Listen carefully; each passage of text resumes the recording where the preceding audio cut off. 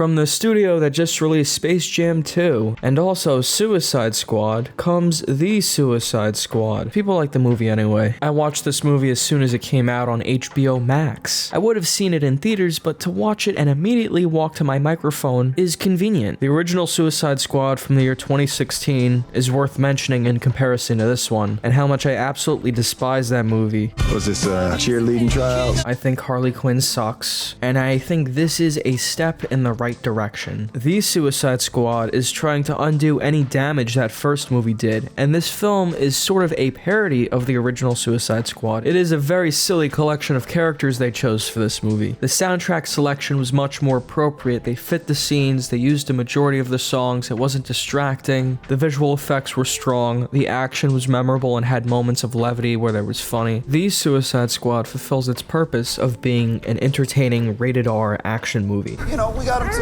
I think, he's agreed to do this. Why can't the big Hollywood studios do this more often? And why don't they let more creative voices like these people make movies instead of unoriginal hacks with no talent at all? When movies like this come out, it makes you realize how screwed the whole industry is. This film was actually told in a non-chronological order like the first one, except in this film, it was well done. It wasn't as confusing, and it actually made sense the way the story was told, because it was unexpected and more interesting and more exciting the way they told it, which is why a writer would do that. The non-chronological way it's told actually makes this movie unique, because it's well done. The characters were far more believable in their reactions. They weren't cracking jokes when it wasn't fitting for the scene. The comedy in this movie works. The writing of the characters and their backstories was much stronger. This movie totally nails the comedic tone it's going for, and that is something the 2016 movie did not even try to do, I don't think. Every choice, everything from the look of the movie, the way the characters were conveyed in the movie, the jokes, the characters they chose to include in the movie, communicated to me the Suicide Squad, the title.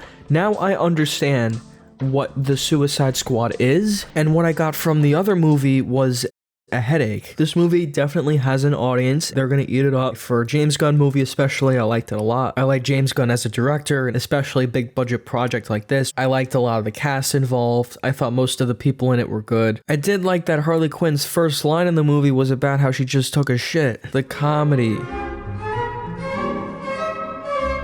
That's what this movie nails. The Suicide Squad roster acted in an unpredictable way. They were written to be completely unlikable or completely fucking crazy, which is exactly correct. The director, James Gunn, is what made me interested in this project, and it's the reason why this movie had the personality it does. There were a few notable choices. The characters are far more energetic than in the original one. The dialogue had personality. I particularly liked Waller's character much more in this movie. She's yelling a lot, which is fun. I've seen a bunch of other James Gunn films, like Slither, where there's a ton of gross out stuff, or scenes where there's vulgar, disgusting stuff, but it's done for the purpose of comedy, usually shocking and memorable, and I think that sense of humor kind of shines through in this film as well. At times it can be very bizarre or uncomfortable or gross. Since this is a rated R film with a reason to be rated R, the violence in the movie is extreme, and I thought that was awesome. It is a gory and bloody movie. The amount of people who get beheaded, cut in half, shot, blown up, crushed, possessed by aliens, I mean, I thought it was great.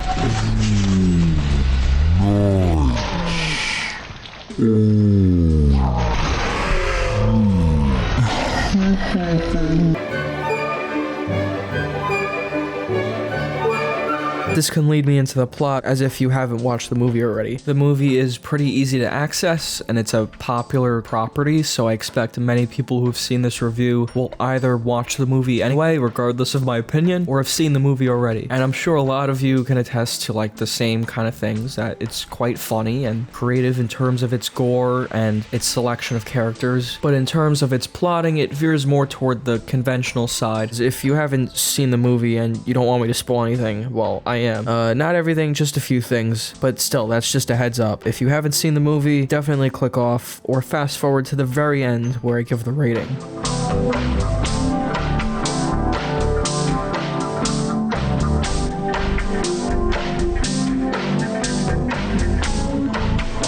Think there's any connection?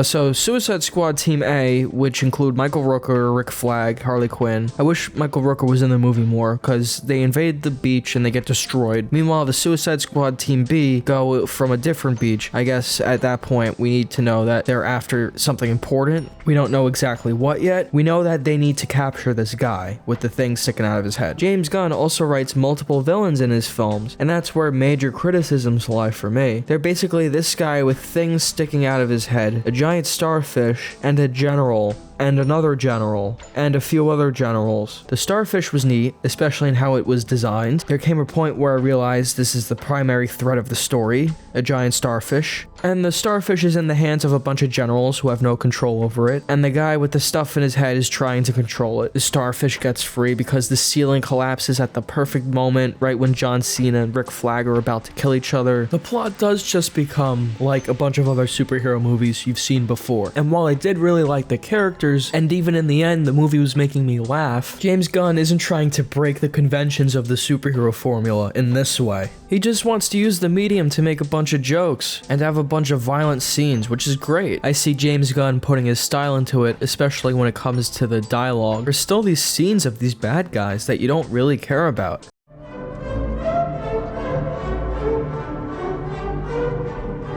Now, to get into the characters, I just want to talk about how they were portrayed by the actors. The performances were just much stronger in this film than they were in the 2016 movie. This movie gets across much better that these people are a group of outcasts. The Bloodsport character is much better than Will Smith's Deadshot character from the original. The dynamic with his daughter is basically the same thing. It is just better written for the Bloodsport character. There isn't an awful scene where Batman shows up. The King Shark character was pretty cool. I like the CGI on him, I like the design of him, I like many of the moments where he killed people, and many of the visual gags with him I thought worked. They made me laugh. James Gunn has experience writing characters like Groot, and I think that's what King Shark reminded me of the most. I also thought the character of Rick Flag was much better in this movie. He had a lot to do, and he was one of the most central parts of the plot.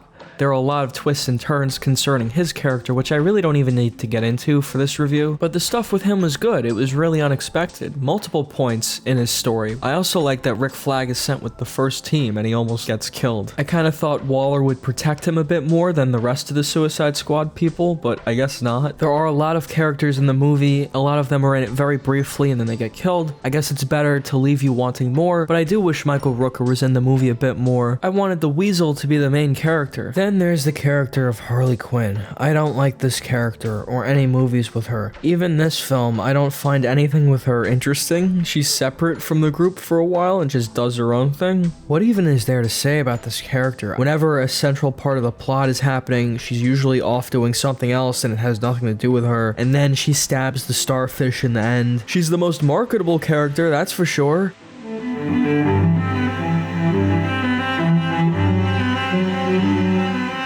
It would have been cool if this was the first and only Suicide Squad movie to be released and the other one never existed. The memory of that other one just kept popping in like a bad dream. I think if you're looking forward to this movie, you will be entertained for a majority of the film, and there's plenty of redeeming, awesome aspects to the movie that make it super unique and fun and cool. I would rate The Suicide Squad a 4 out of 5. Maybe it will go up if I watch it again, which I definitely plan on doing again because the movie is quite entertaining and fun. It was exactly as good as I expected it to be, because I expected it to be a James Gunn movie. I would rewatch it again. I enjoyed the violent stuff too. If you're just looking for some action and gore, then it's a good treat.